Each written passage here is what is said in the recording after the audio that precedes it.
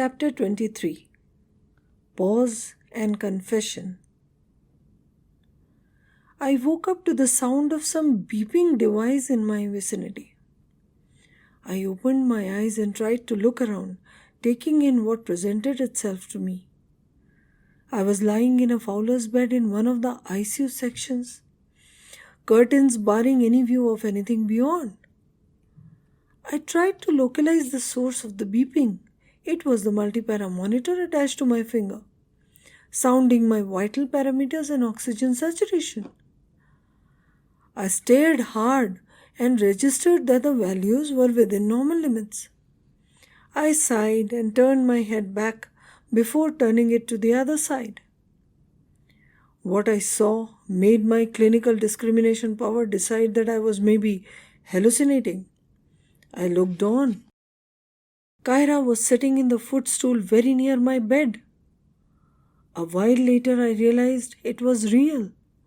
She actually was sitting there looking at me with tired, sad eyes. Our eyes locked in each other's. My mind was too cloudy to think straight. God knows how long later it was, but this dome was broken by the thunderous, noisy entry of Abhigyan. He put what appeared to be ampules, drips, and IV cannulae on the medicine tray beside my bed, sat at my foot and asked, "How are you feeling now, Mr. Braveheart?" "Gave us quite a scare, didn't you?" He smiled softly. "What happened, Abhigyan? How did I land up in here?" I wasn't able to decipher anything. I felt so weak. Abhigyan looked at Kyra. She didn't move nor made any attempt at saying anything. I was getting restless. How Abhigyan must enjoy my plight. I was surprised at his outgoing manner. "No more tongue-tied in the presence of Kyra, Abhigyan." I pleaded, "Please, Abhigyan." He chose that moment to be his most difficult self. "What do you last remember of Manav?" he asked, smiling secretively. I cracked my head to answer that one. I said, thinking aloud, "I think this morning while I was completing my ward work in the post-op ward." He mocked. "This morning, you say? And what day of the week is today, may I ask, Mr. I Know All?" I panicked. "It's Monday today, isn't it?" I asked with increasing anxiety. Abhigyan laughed. He was thoroughly enjoying having an upper hand and seeing me at the receiving end for once. He sobered up in time. "It's the late evening, 8 p.m., looking at his watch. "Of Tuesday, Mr. Lousy Pants," he clarified to my horror. "Serves you right for acting this way. Foolish and irresponsible. Putting us through hell," he yelled and got up. I asked weakly, "Putting you through hell? What did I do, Abhigyan?" He was furious now. "You didn't care to even tell me about your fever? Forget about me. Do you even know this girl here hasn't had a bite or rest since yesterday? And all of this on your holy account?" He was enraged now and breathing heavily. I, on the other hand, was getting increasingly horrified at each revelation. "Kyra? How come?" I asked, looking at her confused. Yes, I realized she did look exhausted and sleep-deprived. I felt utterly miserable. She looked at Abhigyan with eyes imploring him to stop. He turned away, hands on his waist, as if stopping with great difficulty, lips pursed tight, deep frown on his forehead. "I am sincerely sorry for whatever you convict me for, Abhigyan, but please calm down," I beseeched. Kyra was staring down at her nervous fingers, clasping and unclasping themselves. Abhigyan sat down. He waited a while till his breathing settled. Then he started calmly. "Manav, yesterday afternoon, luckily for you, Kyra went to the post-op ward to get back the signed attendance diaries of herself and Chitra from you. Not finding you at the desk, She decided to check on the nursing staff and ask them to take and keep the diaries for her whenever you came to the ward, which could later be collected. She went to the tea room inside and, to her horror, found you sprawled on the couch, unconscious. I was taken aback. He continued, "You were burning in fever and unrousable. Anyone in her place would have freaked out, but again, thanks to her sensibilities, she hunted down my number from the list in the tea room, called and informed me. Then she called up and summoned the ICU staff with a stretcher and oxygen. It was a strange coincidence that exactly at that moment all the post office staff was elsewhere, maybe that being lunchtime. She informed about your status and vitals to the intensivist at ICU, so that ICU bed could be prepared for you. Me and the staff reached almost simultaneously. We got you shifted to the ICU in no time and you were managed. Dr. Mishra sir, our medicine HOD, he himself came and supervised the treatment. Your condition was stable, but you didn't gain consciousness. Had you been tended to later than that, you might have ended up in encephalopathy. Kyra didn't leave your side since then till now." I was in shocked horror. I was still in denial. How could all this happen? Staff and Mishra sir came sometime later and happily congratulated me and themselves for my survival. After they left, Abhigyan said, turning towards Kyra, "I think we owe ourselves a steaming up of coffee, don't you? Would you care to come along or shall I get it here?" When Kyra didn't move, he said, "Fair enough. I shall bring it here for you." He winked at me and went away. I hardly understood what that meant. It was ages before me and Kyra were alone again. Too much had happened too soon. I was still getting myself together. She hadn't so much as uttered a word since hours now. I felt scared at her silence and condition. I was filled with remorse. I had unknowingly, unintentionally caused her to endure so much. I died seeing her beautiful face filled with sadness. I said, "I'm extremely sorry, Kyra, to have caused you all this trouble. I want you to understand, had it been slightest under my control, I would never ever have let this happen to you. I feel once Abhigyan had taken charge, you need not have stayed back at all. I won't forgive him for letting you suffer all this unpleasantness. I wonder why did you not go home once I was safely settled in the ICU?" Frustration and helplessness writ large upon my expressions. "At least now spare me of any more guilt and please go home and take rest, I beg of you, Kyra," I pleaded. All this while that I spoke, she was continually looking on at her lean fingers, still in the process of confused movements around each other. She looked up now. The eyes were filled with tears threatening to fall. I was shaken. When the absence of smile was unbearable, to see tears in those beautiful eyes was death-like. I tried to sit up. "Hey, Kyra, please don't." I couldn't, and she helped me lie down again. She propped me up by sliding the head end of the fowlers. She sat back again. I could see her properly now. Her eyes, now wiped off of the tears, were directed towards mine. They held deep sadness in them. She spoke. "The sight of you lying motionless was the worst experience of my life." What was that? I wondered. What was coming? She continued. "What came in the inside of me was not about your bleak health condition, but a very selfish notion, a feeling of immeasurable and irreparable loss, as if I was falling supportless into a bottomless pit. In these past 30 hours, I was waiting for just one thing, your eyes to open. All that my eyes were doing this whole while was watching your chest heave steadily and my ears taking in the sound of the beep from the monitor. Any disturbance would make my heart miss a beat and me to stop breathing altogether.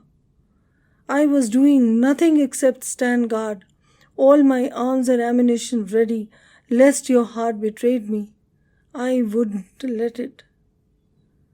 I was 100% sure that if I did, mine would likewise. When you regained consciousness, I relaxed. I had won. Then I contemplated upon what this extraordinary phenomenon happening inside me was all about. It was beyond all human comprehension, least of all mine. This mystical circumstance had overpowered me entirely. It was as if I was acting possessed, as if my body, mind, and soul were not mine, but acting at someone else's biddings. Yours.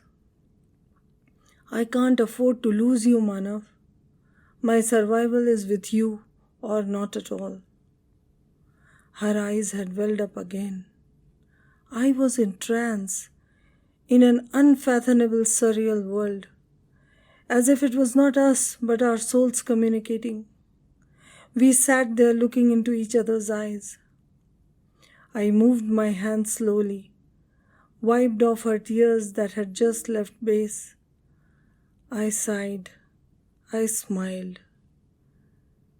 So that's what this tiny word called love was all about. I closed my eyes and laid down my head. I breathed ever so slowly so as not to disturb this cosmic reverie, the rendezvous of souls, me and Kyra. I smiled and looked at her. She sat there but now relaxed and comfortable. I quipped, "So, Missy, every time that I want you to concede your love for me, I shall have to make a day-long trip to the ICU, I guess." She screamed in retort instantly. "No, please don't say that." I wasn't done yet. "Then you'll have to make sure you refuel me with your assertions ever so frequently, lest I get magnetically pulled towards this dreaded place," I finalized. She smiled shyly. Was it again a slight blush that I noticed in her cheeks? I laid there unmoving, entangled in denial and disbelief. Was this real? Was this actually happening? Had Kyra just confessed her love for me? And it wasn't per reflex or momentary. She had been sitting by my side for the major part of the day, wanting me to wake up, wanting me to survive, wanting me to live. Too good to be true, wasn't it? Anyways, who was I to judge destiny's ways? I turned, brought her in focus and savored the picture. "Kyra," I said. She looked straight at me. I gestured her to come nearer. She stood up. I asked, "Please bend a bit." She leaned towards me. Her face was now inches from mine. I raised my trembling hand and touched her ear jewels that were dancing ever so playfully now. I had to say hello to these friends of mine, the lighthouse in my turbulent waters. This was one time when they were acting on their own accord, I guessed. She was looking at me puzzled. I said, "I'll tell you some other time. Please make yourself comfortable." She sat back down, but didn't waver her gaze. I said, "Now that I have gained a little more authority for myself, may I ask you to go home now, eat, and be rested, please?" She swayed her head in negative. "Please, Kyra, I'll be just fine, I promise you. What a waste would it be if we both get laid down in hospital beds at the very beginning of our relationship, wouldn't it?" I beamed. She blushed a deeper crimson. I relished. It was real after all. The silence was again broken by a bungling Abigail barging in like a tempest. A canteen boy followed with disposable glasses and coffee. Kyra immaculately spread a hand towel on my chest and carefully handed me my coffee, making sure I held it properly. Being tended to and cared for like this was a novel and strangely pleasant experience. The warm beverage went in, charging my senses. I thanked them and requested I began to see Kyra off. He jumped at the welcome behest, stood up instantly, waiting for Kyra to finish her coffee. Kyra looked reluctant, but I urged her with my eyes. She left with a quiet good night and take care.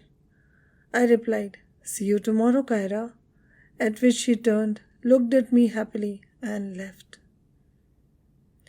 I needed to be alone with myself again, now more than any other time.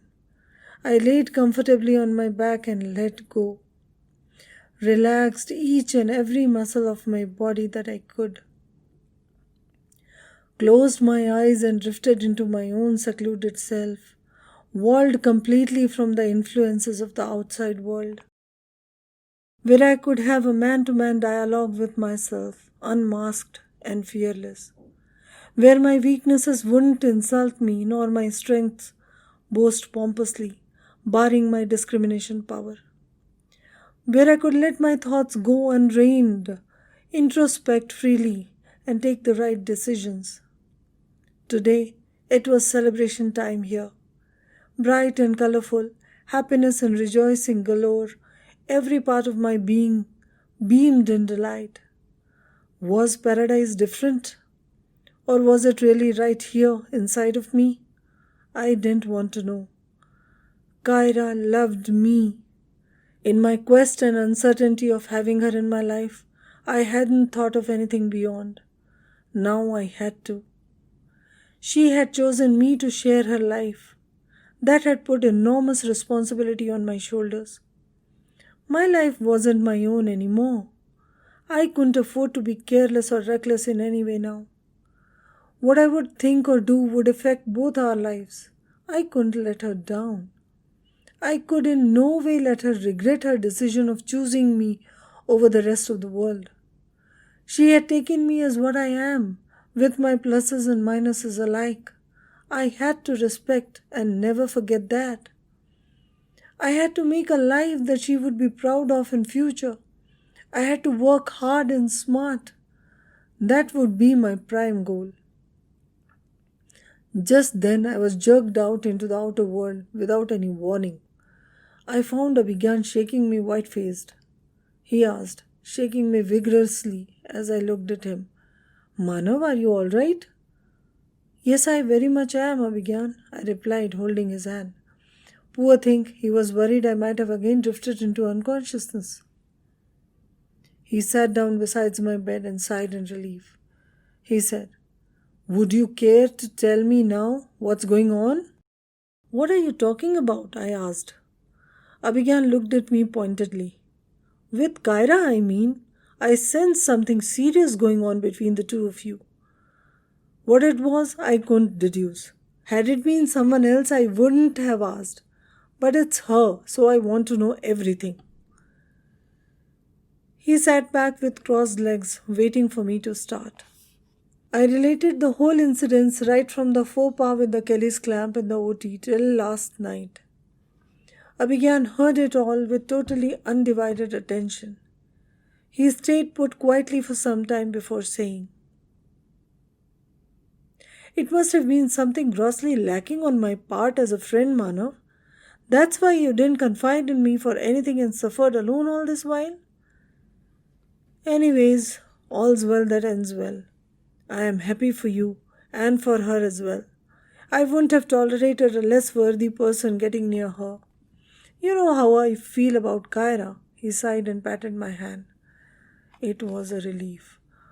Though Abigail had in so many words told that it was adoration more than love that he felt for Kyra, and that he did not want any romantic involvement with her, yet I was a bit skeptical. Not anymore now. He became patronizing all of a sudden, strategizing and planning what my next and future moves should be. How should the parents be tackled? Where and when should the wedding be scheduled? Etc. "Abhigyan," I interjected as he took a breather. "You being the most mature and sensible friend that I have, do please advise and guide me on this very crucial point. Will you, brother?" "Of course, Bunny, anything for you. Ask away." He leaned towards me with all earnestness. I asked. How many should I go for? 3, 4, 5, or 6? What? He inquired eagerly. I replied with a serious, worried look. Why? Children, of course. It took some seconds for him to comprehend correctly. He punched me hard as we both laughed. We were chatting comfortably when Dr. Vivek Acharya and Piyush sir arrived.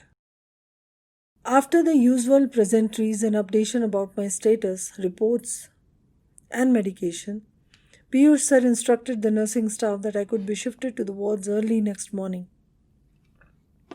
They were about to leave after wishing me a speedy recovery when I stopped them. I said to Vivek sir, Sir, I need to discuss an important matter with you. It has to be now, then later, because I want to rid myself of the anxiety as soon as possible. They both sat down. Out with it, Manav, he urged me politely. Sir, I hold you in very high esteem and it matters to me what your opinion would be. Me and Kyra have decided to be in a steady relationship. I had to tell this to you myself and know what you had to say about it. Vivek sir gave a surprised look towards Piyush sir, Abhigyan, and then to me. He said, Manav, I personally like you and would be happy if you get along well with my little sister. But there are two very significant things here, more than even my views. One is Kyra's thoughts, which I guess are positive as you put it. The other is what her parents and our older brother, Dr. Raj Acharya, 2 years senior to me, have to say about it all. As for me, he continued, I would only be unconvinced till I have a chat with Kyra. That will clear all the aspects for me. So all the best to you. He rose and went away. Me and Abhigyan exchanged glances. Kyra's parents were renowned doctors working in a big multi-speciality trust hospital here in Raipur, and Raj sir ran his own radio diagnostic center. Manav, as I see it, you only have to worry about the approval of the big bro. If Raj sir approves, her parents won't have any problem. Abhigyan mumbled, more to himself. Because Kyra is very close to her brother. He is more like a godfather to her. I laughed. Abhigyan, bro, don't you think we are counting our chicks too soon? I mean, look at it clearly. I haven't even had a decent conversation with Kyra herself. And here we are going deep and deeper still into our family tree.